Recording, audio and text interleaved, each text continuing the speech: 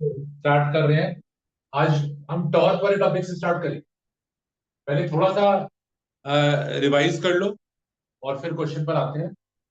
हमारे पास एक uniform electric field है। हमारे पास एक यूनिफॉर्म इलेक्ट्रिक फील्ड है। इसमें एक डायपोल रखा।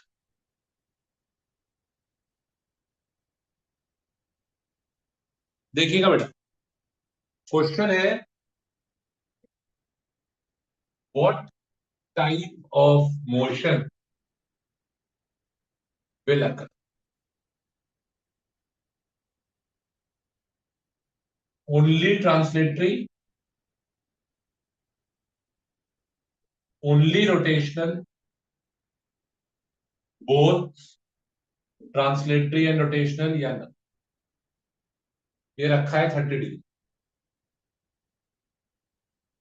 चलो अब जरा स्टार्ट कर रहे हैं। रिवाइज कर लो अपना कॉपी में से ये। एक यूनिफॉर्म इलेक्ट्रिक फील्ड में लास्ट क्लास का टॉपिक है ये। एक यूनिफॉर्म इलेक्ट्रिक फील्ड में जब एक डायपोल रखा होगा तो ये कौन से टाइप का मोशन करेगा क्विकली जल्दी से। लेट मी सी पहले 10 बच्चे जो रिप्लाई कर। ओनली रोटेशन है ना, टीवी में तो आता है, बहुत बहुत सिंपल है, इट्स वेरी सिंपल। इस प्लस क्यू पे फोर्स इस साइड लगेगा, क्यू ई, और इस पे फोर्स उल्टा लगेगा, क्यू ई, है ना। और क्योंकि ये दोनों फोर्सेस इक्वल एंड ऑपोजिट है, नेट फोर्स जीरो हो गया। अच्छा, नेट फोर्स जीरो हो गया तो नेट फोर्स जीरो होने के बाद क्योंकि ये दोनों फोर्सेस नॉन कोलिनियर है तो इन्होंने क्या प्रोड्यूस कर दिया, टॉर्क। और टॉर्क हमें पता है क्या प्रोड्यूस करता है, रोटेशनल मोशन। ये असली क्वेश्चन नहीं था, ये तो आसान बात। क्वेश्चन अब आता है असली। एक dipole non uniform electric field, एक dipole non uniform electric field में रखा है। आपके लिए हम फिगर बनाएंगे तो उस केस में आपको बताना होगा कि उस केस के लिए क्या फिगर देखना फिर बताना।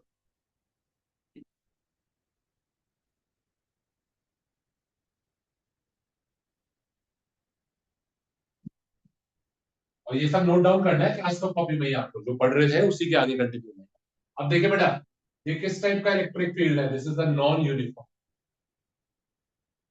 है ना, क्योंकि लाइनों की क्राउडिंग है यहाँ पर, ये नॉन यूनिफॉर्म। तो अब हमारा क्वेश्चन बनता है इसमें, ये देखो,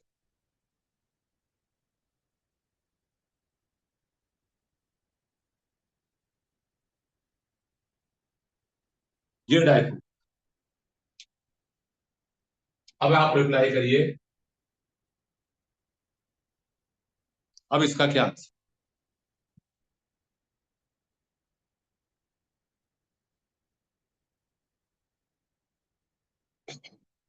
सोचो, क्या इस बार भी यही होगा।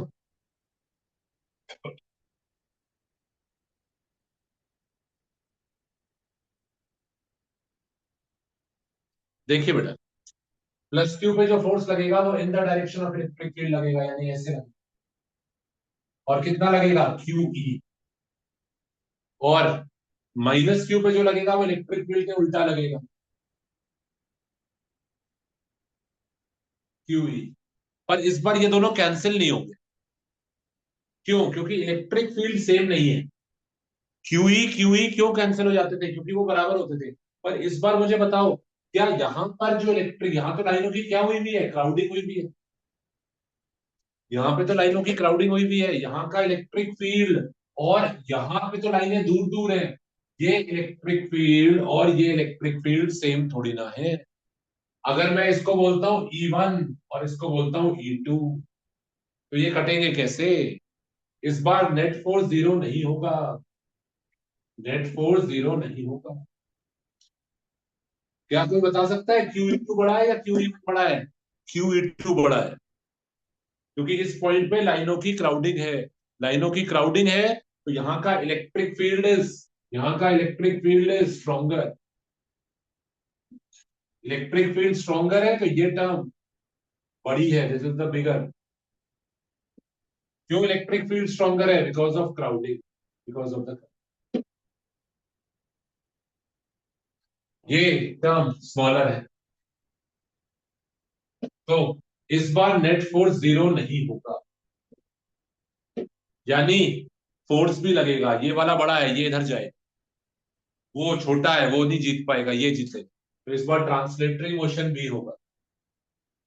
अच्छा, रोटेशन होगा या नहीं होगा वो कैसे पता लगेगा? कोलिनियर नॉन कोलिनियर चेक करिए, क्या ये फोर्सेस, हमें एक बात क्या याद रखनी है, non collinear forces, non collinear अगर होंगे तो वो टॉर्क जनरेट कर पाए। देखो नॉन कोलिनियर तो है, ये नॉन कोलिनियर तो है, ये आर नॉन कोलिनियर, ये एक ही लाइन के लॉन्ग तो नहीं है ना, इसको और इसको अगर आप पीछे एक्सटेंड करते हो लाइन तो मैच नहीं करती, तो नॉन कोलिनियर तो है, तो टॉर्क भी प्रोड्यूस होगा, फोर्स भी आ रहा है, टॉर्क भी आ रहा है, यानी ट्रांसलेटरी मोशन भी होगा और रोटेशनल मोशन भी होगा। तो इस बार आंसर क्या हो जाएगा? अगर आपके पास नॉन यूनिफॉर्म इलेक्ट्रिक फील्ड है तो it can show both translatory as well as rotation. ठीक है बेटा, बनाओ जल्दी से नोट डाउन करो, आगे बढ़ो। चार पांच बढ़िया वाली चीजें कराना चाहते हैं, जल्दी जल्दी लिखते रहे। इस बार नेट फोर्स भी लग रहा है क्योंकि दोनों कटेंगे नहीं, और नॉन कोलिनियर है तो टॉर्क भी लग रहा है।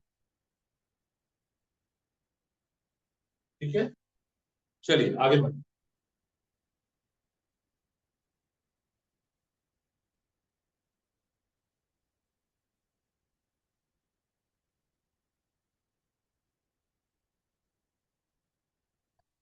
वापस आ जाते हैं यूनिफॉर्म इलेक्ट्रिक, ये हमने पढ़ रखा है यूनिफॉर्म वाला।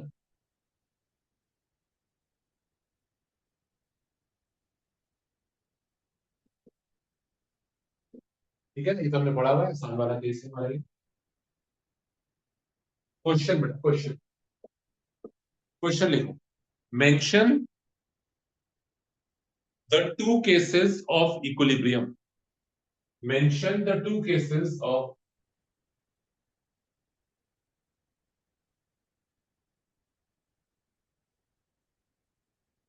Equilibrium of time, mention the two cases of equilibrium of, कौन से ऐसे केसेस हैं? अब ये डायपोल रखा है कौन से फील्ड में? यूनिफॉर्म, यूनिफॉर्म फील्ड में मुझे पता है नेट फोर्स तो जीरो होता है, नेट फोर्स तो जीरो होता है, और टॉर्क का फॉर्मूला भी पता है मुझे, पीई साइन, है ना, यूनिफॉर्म है ना, क्यूई क्यूई पढ़ जाएंगे। ये देखो ये वाला क्यूई, क्योंकि ये यूनिफॉर्म इलेक्ट्रिक फील्ड है तो दोनों फोर्सेस बराबर होंगे, क्यूई और क्यूई बराबर होंगे, कट जाए, नेट फोर्स जीरो है और टॉर्क। अब आपसे वो पूछ रहा है दो केसेस बताइए इक्विलिब्रियम, यहां इक्विलिब्रियम का बेटा क्या मतलब? इक्विलिब्रियम का यहां पे मतलब है the torque should be zero, equilibrium का मतलब है it should not rotate, it should not, to be very specific, ये इक्विलिब्रियम कौन सा टाइप का इक्विलिब्रियम है? रोटेशनल। वो आपसे पूछ रहा है ऐसा कब होगा, दो केसेस बताओ, दो केसेस बताओ कि डायपोल रोटेट ना करे। इक्विलिब्रियम के, रोटेशनल इक्विलिब्रियम के मतलब होता है it should not rotate, it means torque should B, ऐसा दो केसेस में हो सकता है। कौन बताएगा? एक कई बच्चे बता भी चुके, दो बच्चों ने आंसर दिया नहीं। ऐसा कब होगा? सब बच्चे सोचो, ऐसा कब होगा? क्या पॉसिबल है कि डायपोल पर टॉर्क लगे ही ना? क्या पॉसिबल है? ऐसे दो केसेस बताइए, क्या ऐसे दो केसेस पॉसिबल है जब डायपोल को मैं रखूं एक यूनिफॉर्म इलेक्ट्रिक फील्ड में? दो केसेस बताओ बेटा जब डायपोल पे टॉर्क लगे ही ना। हाँ, फॉर्मूले से बता सकते हैं, देखिए फॉर्मूले से बता सकते हैं। टॉर्क लगेगा नहीं, कब नहीं लगेगा? अगर टॉर्क जीरो कब आएगा? साइन थीटा, टॉर्क का फॉर्मूला है पीई साइन थीटा, दो एंगल्स के लिए साइन थीटा जीरो होता है, दो एंगल्स के लिए साइन थीटा जीरो होता है। पहला case theta equal to 0 degree और दूसरा केस थीटा इक्वल टू 1। अगर डायपोल क्या रखा है? पैरेलल रखा, पैरेलल मीन 0 डिग्री। अब मतलब रिप्लाई, स्टॉप रिप्लाई, ये देखो। और 180 डिग्री का मतलब it is called as anti parallel. दो केसेस ऐसे हैं जिसमें आप डायपोल को रखोगे पर उस पर टॉर्क एक्ट नहीं करेगा। देखिए जरा इनकी मैं फिगर बना रहा हूं।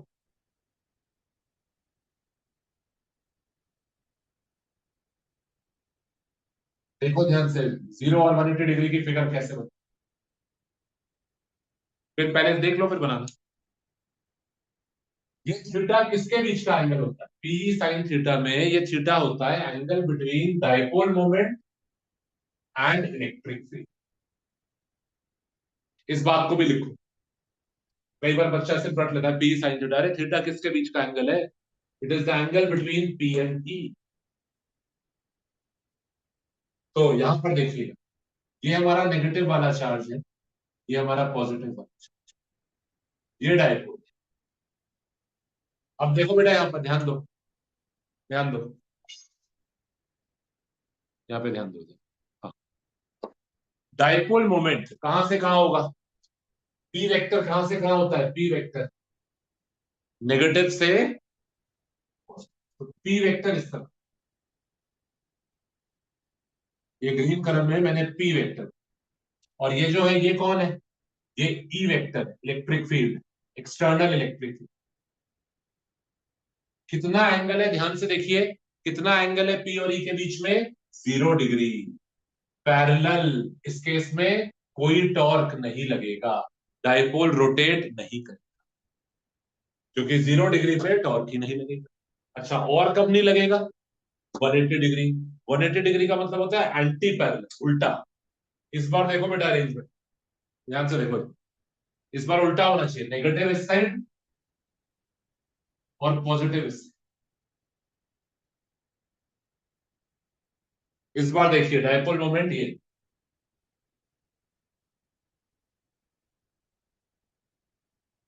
ये पी है और ये ई। ध्यान देंगे सब बच्चे प्लीज, कुछ बहुत इंपॉर्टेंट चीजें हो रही है डिस्कस।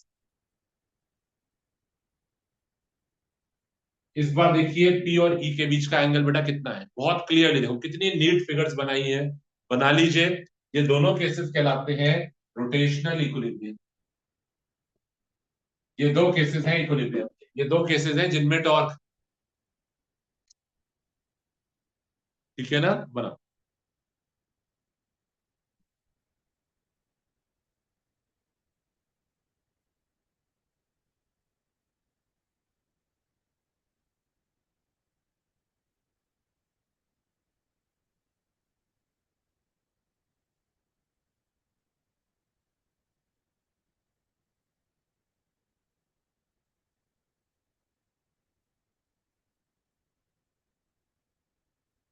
करिए बेटा please.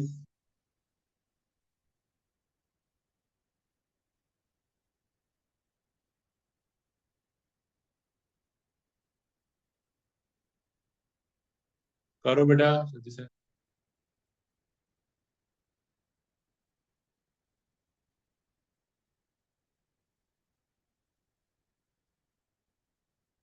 These are the two cases of equilibrium.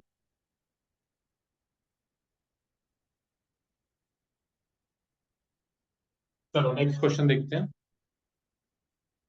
ये दोनों केसेस है जिसपे, दोनों ही केसेस में डायपोल को रखने पर उस पर टॉर्क एक्ट नहीं करे। अगला क्वेश्चन इसी पे रिलेटेड है बेटा प्लीज, अगला इसी का कंटिन्यूएशन है, अगला इसी का क्वेश्चन है।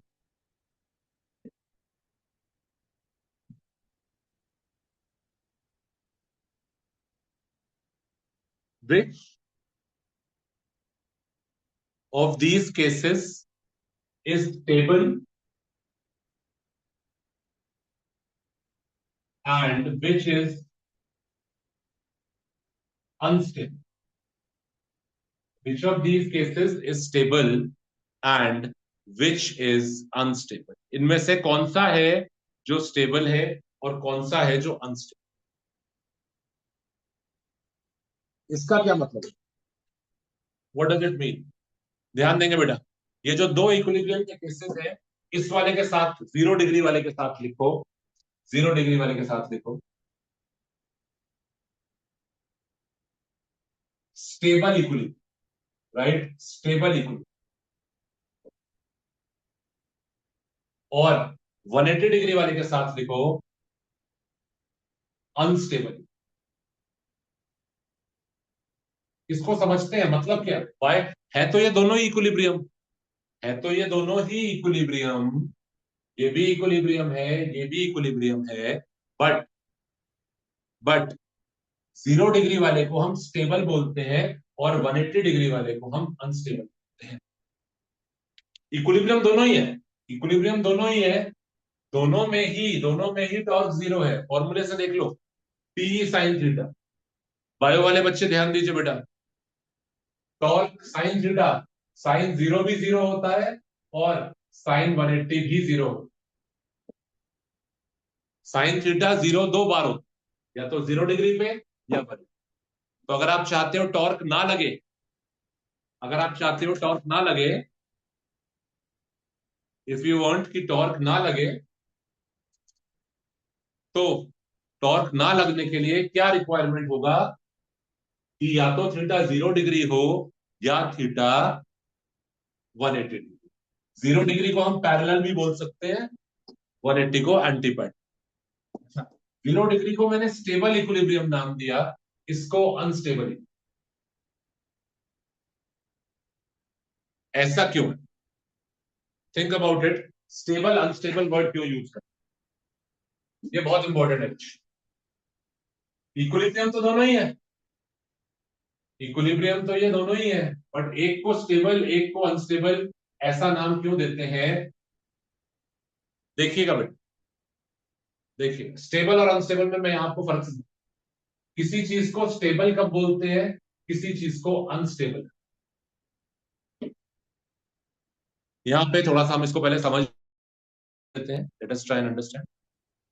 मेरे पास एक अरेंजमेंट है, इस तरह कटोरी है हमारी, ठीक है ना, मेरे पास एक कटोरी है इस टाइप से, इसके यहां पर एक बॉल रखी, और एक दूसरा केस है, दूसरा केस जरा देखिएगा,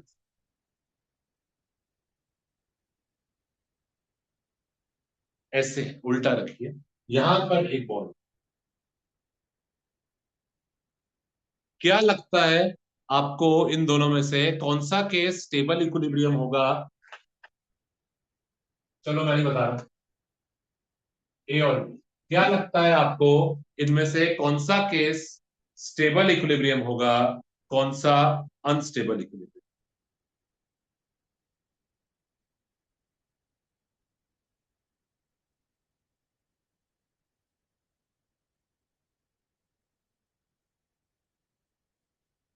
देखिए, अभी क्या था आपको, ये स्टेबल है और ये unstable। फर्क क्या है, फर्क क्या है?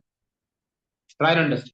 स्टेबल वाला जो केस होता है बेटा, सुनिए प्लीज, स्टेबल वाला जो केस होता है, अगर हम इसको थोड़ा सा डिस्टर्ब कर दें, अगर मैं इसको हल्का सा हिट कर, मैंने हिट कर दिया, यहां गई, स्लाइटली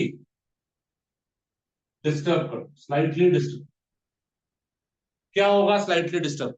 स्लाइटली मैंने इसको डिस्टर्ब कर दिया, ये यहां गई, क्या होगा? It will come back, it will come back, है ना?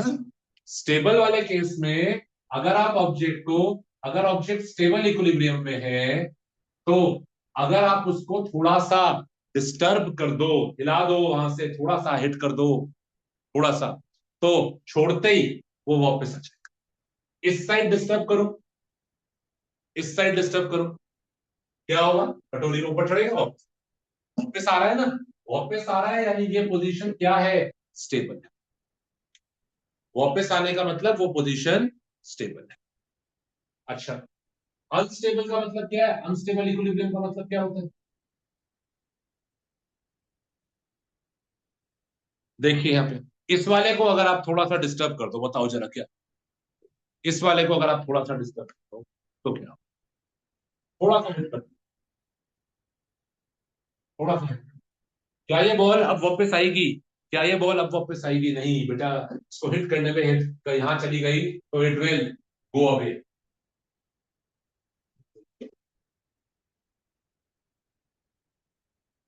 तो अनस्टेबल में if you slightly disturb it, it will. अब अपने केस में वापस आ जाइए और सोचिए इसको मैं स्टेबल क्यों बोल रहा हूं, इसको अनस्टेबल क्यों बोल रहा हूं। मैं तो बता दूंगा, पर थोड़ा सोचोगे तब समझ में आएगा। ये भी बनाओ स्टार मार्क करके दोनों, ये जनरल फिजिक्स का कॉन्सेप्ट।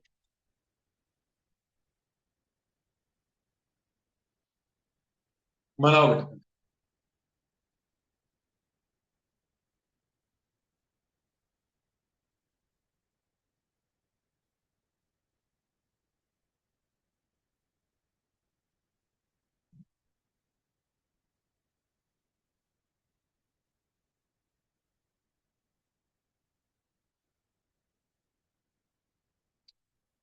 ठीक है ना? स्टेबल का डेफिनेशन क्या है? If you slightly disturb it will come. और अनस्टेबल का if you slightly disturb it will go up. Now आपने ये बना लिया, तो अब इन कॉन्सेप्ट्स को यहां पे सीख, अब इन कॉन्सेप्ट्स को यहां पर इस वाले केस में देखिएगा बेटा, प्लीज प्लीज बहुत ध्यान दें। पॉजिटिव वाला चार्ज किस साइड जाना चाहता है? पॉजिटिव वाला चार्ज जाना चाहता है इन द डायरेक्शन, इस साइड। और नेगेटिव वाला इलेक्ट्रिक फील्ड के उल्टा। प्लीज देखो, थोड़ा नीचे फिगर बन रही है, प्लीज लिसन। ठीक है ना? अगर मैं इसको, बेटा देखना प्लीज, थोड़ा आपको ध्यान देना पड़ेगा। अगर मैं इसको थोड़ा सा, बेटा देखिए, थोड़ा सा डिस्टर्ब कर दूं, टेढ़ा कर दूं, ठीक है ना?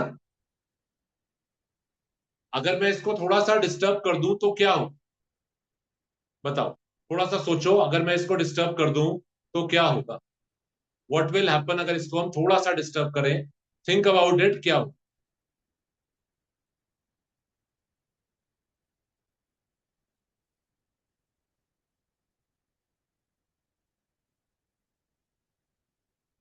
अगर हम इसको थोड़ा सा डिस्टर्ब कर दें तो क्या हो? ये पॉजिटिव वाला है, ये पॉजिटिव वाला वापस इधर की तरफ जाएगा, नेगेटिव वाला वापस इधर की तरफ जाएगा, और ये रोटेट करके अपनी जगह वापस आ जाएगा। अगर मैं इसको थोड़ा, अभी ये 0 डिग्री पे रखा है, इसको अगर हम थोड़ा सा डिस्टर्ब कर दें, घुमा दें, तो क्या होता है, क्या होगा? पॉजिटिव वाला इस तरफ जाएगा, नेगेटिव वाला इस तरफ जाएगा, और ये रोटेट करके अपनी जगह वापस आ जाएगा। इसीलिए इस पोजीशन को क्या नाम दे रहे हैं? Stable equilibrium. इसीलिए इसको नाम दे रहे हैं स्टेबल इक्विलिब्रियम।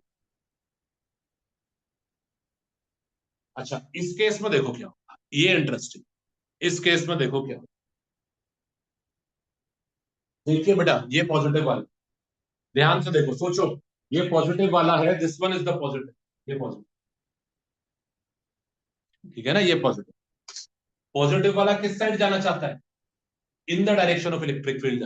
देखिए, देखना बेटा प्लीज, यहां पे ये पॉजिटिव वाला है, ठीक है ना? इसको अगर मैं थोड़ा सा टिल्ट करूं, डिस्टर्ब करूं, ये पॉजिटिव वाला इस साइड जाना चाहता है, पॉजिटिव वाला चाहता है मैं इधर जाऊं, तो ये ऐसे पलट जाए। ध्यान से देखो, फिर से समझाए। इस केस में क्या था? ये रखा था अभी 180 डिग्री, ये रखा था 180 डिग्री। अभी तो कोई टॉर्क नहीं लग रहा, क्योंकि साइन 180 कितना होता है टॉर्क के फॉर्मूले में? टीई साइन 180, 180 कितना होता है? साइन 180 0 होता है। अभी तो कोई टॉर्क नहीं लग रहा, जब तक रखा है तब तक रखा रहेगा, कोई दिक्कत नहीं, यानी इक्विलिब्रियम तो है ये। अभी कोई टॉर्क नहीं लग रहा, पर जैसे ही आप इसको हल्का सा डिस्टर्ब कर देते हैं, ये पॉजिटिव वाला इस साइड जाना चाहेगा, देखो, पॉजिटिव वाला इस साइड जाना चाहेगा, ऐसे पलट, ये इधर हल्का सा डिस्टर्ब करते ही, हल्का सा डिस्टर्ब करते ही ये ऐसे फ्लिप हो। इसलिए इसको क्या नाम दे रहे हैं? अनस्टेबल। है दोनों इक्विलिब्रियम, जब तक रखे रहेंगे तब तक कोई दिक्कत नहीं है, इसको आप ऐसे रखे रहने दीजिए। अभी कोई टॉर्क नहीं लग रहा 180 डिग्री पे, तो ये रखा है। पर अगर हल्का सा हिला दिया, हल्का सा हिला दिया, अब ये पॉजिटिव वाला in the direction of electric field जाना चाहेगा, तो ये पलट जाए। इसमें ऐसा नहीं होगा, इसमें ये चीज नहीं होगी। इसमें क्या है? देखो ध्यान से, पॉजिटिव वाला ऑलरेडी इसी डायरेक्शन, तो अगर आप हल्का सा डिस्टर्ब कर भी दोगे, ये पॉजिटिव वाला इसी साइड जाना चाहेगा, तो ये वापस। इस बात को लिखो, स्टेबल में लिखो। टेबल में लिखिए, if it is slightly disturb, if it is slightly disturbed and released, if it is slightly disturbed and released, it will come back. और unstable वाले में लिखो, if it is slightly disturbed and released, it will flip over.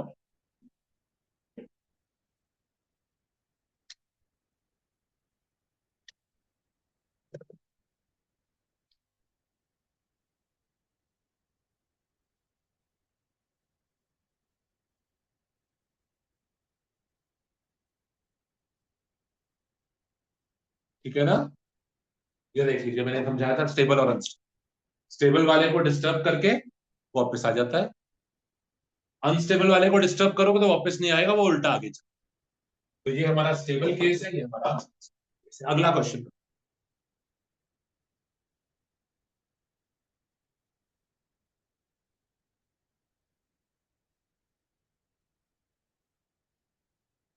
चलिए question लिखिए। हो गया, ये बहुत इंपॉर्टेंट टॉपिक था, नोट कर लिया। ये वाला भी नोट कर लेना था। ठीक है, तो यहाँ मैंने एग्जांपल दिया स्टेबल अनस्टेबल का, यहाँ पे डाइपोल का केस समझा। चलो अगला क्वेश्चन देखो जल्दी से। और अब चैट बॉक्स चेक करेंगे कौन सबसे पहले रिप्लाई। लिखिए, at what angle, at what angle should we place the dipole,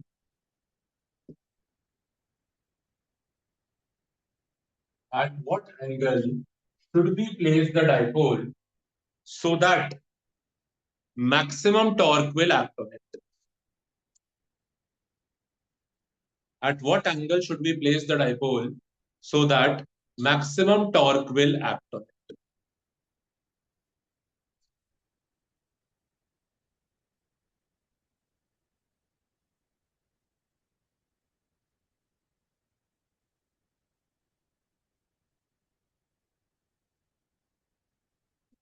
कितने एंगल पे रखे हैं कि उस पे जो टॉर्क लगे वो मैक्सिमम।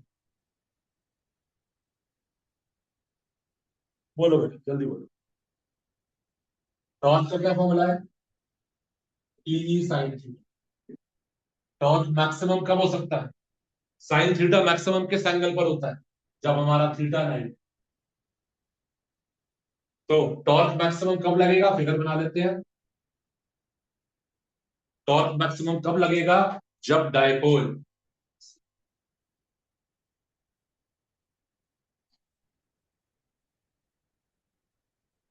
एंगल इज, इस केस में जो टॉर्क लगेगा वो, ठीक है ना? ये तो आसान था। अगला कर,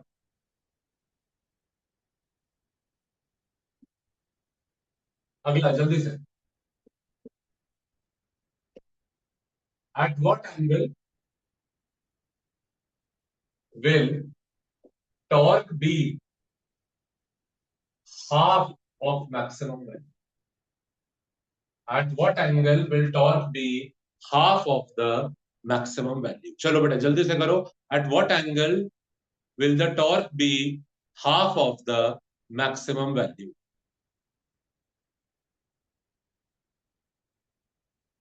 चलो अब रिप्लाई करो, कितने एंगल पे रखने पर टॉर्क अपनी मैक्सिमम वैल्यू का आधा हो? 90 डिग्री पर मैक्सिमम लग रहा है, 90 डिग्री पर टॉर्क मैक्सिमम लग रहा है। कितने एंगल पर रखूं कि टॉर्क अपनी मैक्सिमम वैल्यू का आधा हो जाए? Think about. कई बच्चे कह रहे हैं 45 डिग्री, वो कह रहे हैं 90 डिग्री पे अगर मैक्सिमम लगा था तो एंगल आधा कर दूंगा तो टॉर्क भी आधा हो जाए। थोड़ा सोचिए।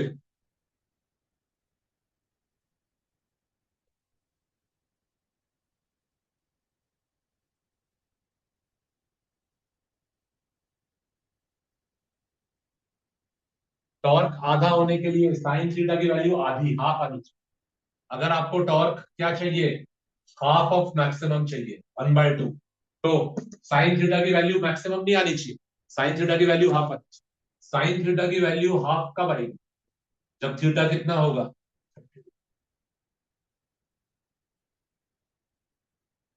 तो torque half of maximum value कब होगा? एट 30।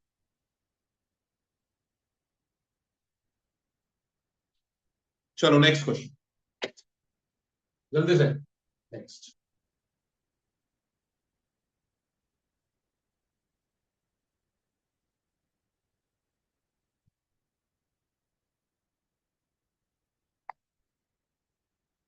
एक हमारे पास ट्राइंगुलर अरेंजमेंट है,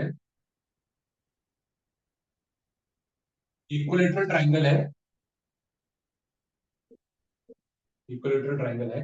यहाँ पे चार्ज है -2q, यहाँ पे है +q, यहाँ पे है प्लस, और इसकी जो साइड है इक्विलेटरल ट्राइंगल की वो है L। चलिए करिए बेटा जल्दी से, एक क्वेश्चन और बस इसके बाद फिर find the net dipole moment, find the net dipole, करो क्वेश्चन।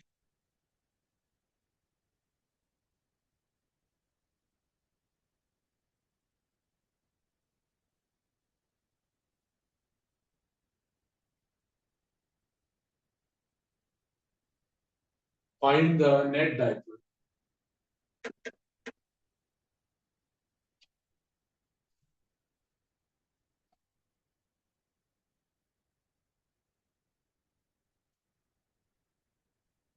बच्चा तो डायपोल कहा है, ध्यान से सोचो, डायपोल कैसे, डायपोल ये कैसे बना?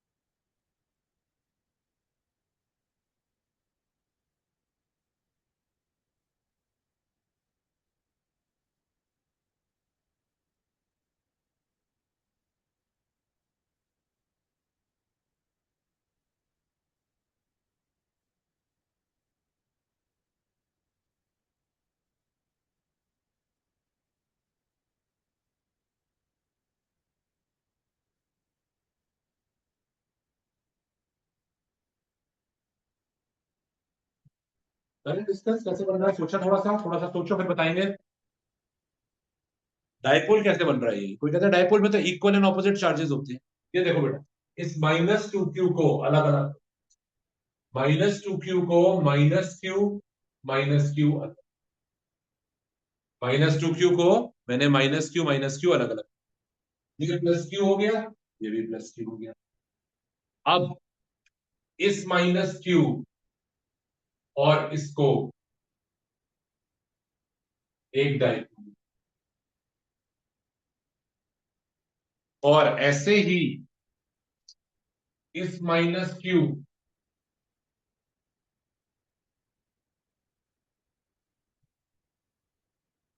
और इस +q को एक डायपोल मान।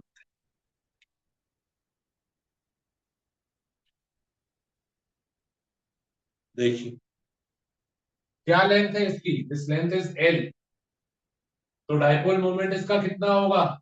चार्ज इंटू लेंथ, पर लेंथ यहाँ 2a नहीं है, कुछ भी 2a नाम का कुछ नहीं है, टोटल लेंथ L है, तो इसका डायपोल मोमेंट हो जाएगा QL।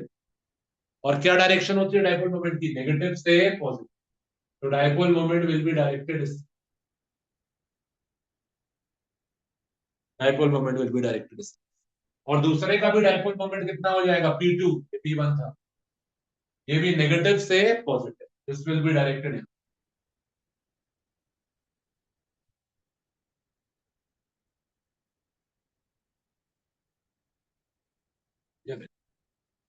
इसका डायपोल मोमेंट भी कितना होगा? लेंथ तो इसकी भी L है, 2L नहीं करेंगे, हमारा डिस्टेंस बेटा, कुछ बच्चे कह रहे हैं 2L।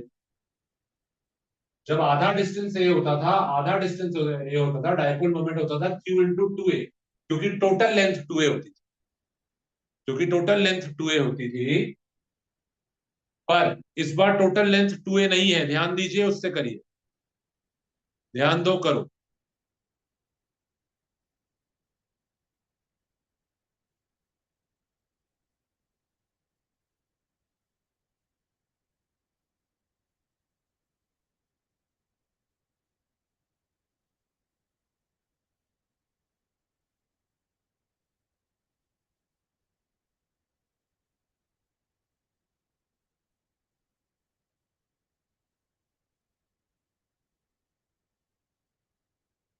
करो ट्राई।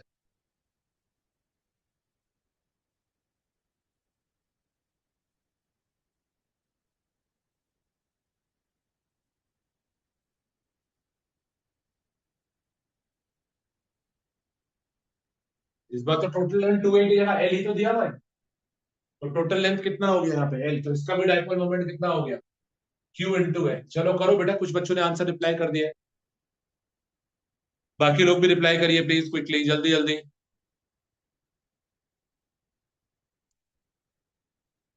टोटल डाइपोल मोमेंट कितना हो जाएगा, what will be the total dipole.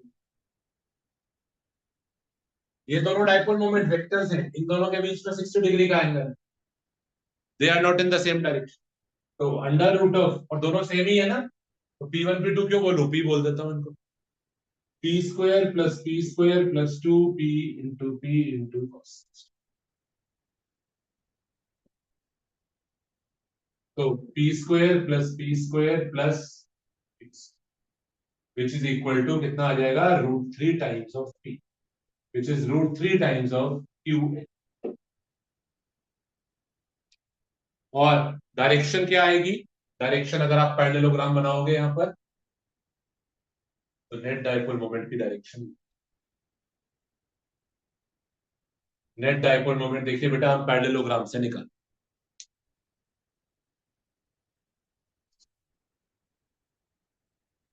ठीक है ना। अब इस क्वेश्चन का बी पार्ट, ये हमारा net dipole,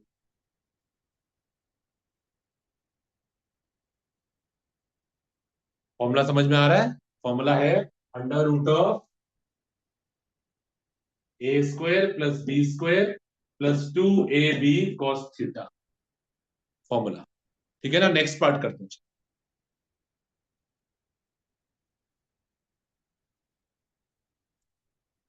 next, now an electric field, इसको नाम भी दे देते हैं ABC, now an electric field E is applied in the downward direction, in the downward direction. Find the net torque on the combination. Find the net torque on the combination.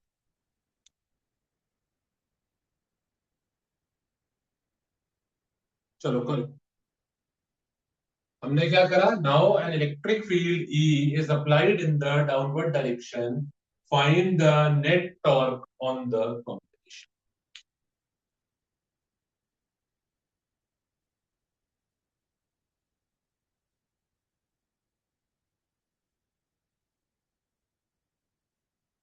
कितना torque लगेगा इस combination पर, अगर मैं इस system पे एक downward direction में इलेक्ट्रिक फील्ड अप्लाई, और किस टाइप का इलेक्ट्रिक फील्ड, यूनिफॉर्म, यूनिफॉर्म। कई बार क्या है, क्वेश्चन बहुत आसान होता है, आप समझ नहीं पाते, कर लो बेटा, जस्ट खत्म होने वाला है, जल्दी जल्दी करो, कोई भी रिप्लाई नहीं कर रहा। इस सिस्टम पे मैंने एक डाउनवर्ड डायरेक्शन में इलेक्ट्रिक फील्ड अप्लाई करा है, तो इस सिस्टम पे टॉर्क कितना है, फिगर बना देता हूं मैं, अगर आप चाहते हो फिगर से आपको हिंट मिल जाएगा।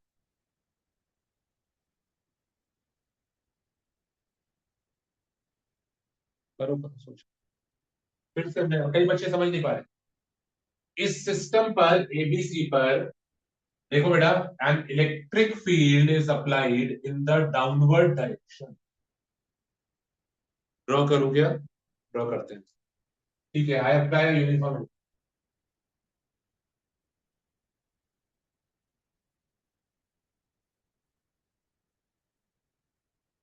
एक यूनिफॉर्म डाउनवर्ड इलेक्ट्रिक फील्ड मैंने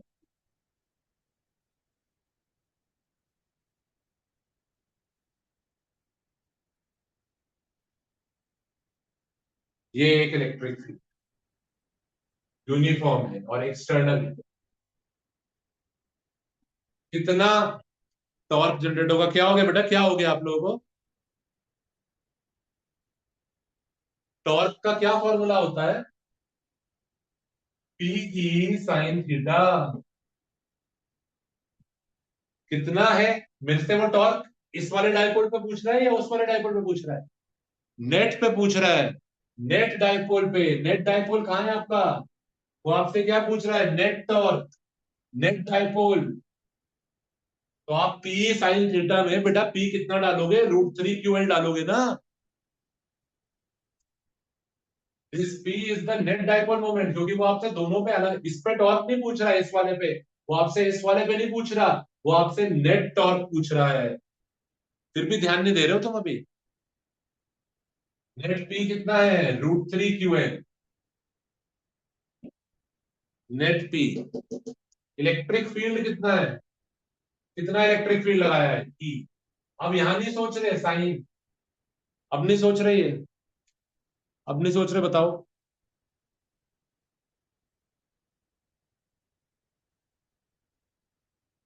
सोचो।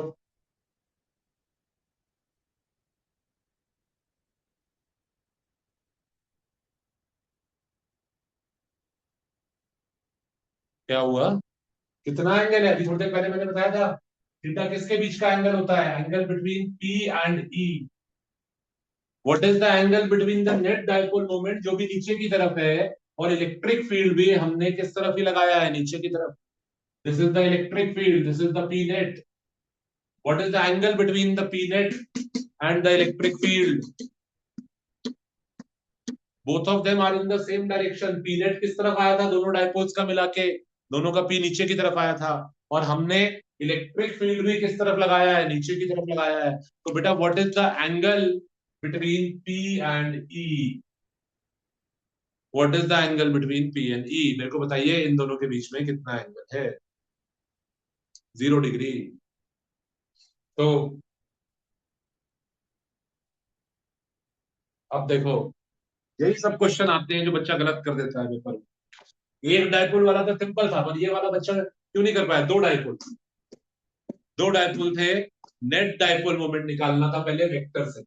ये और ये, इनका पैरेललोग्राम बना के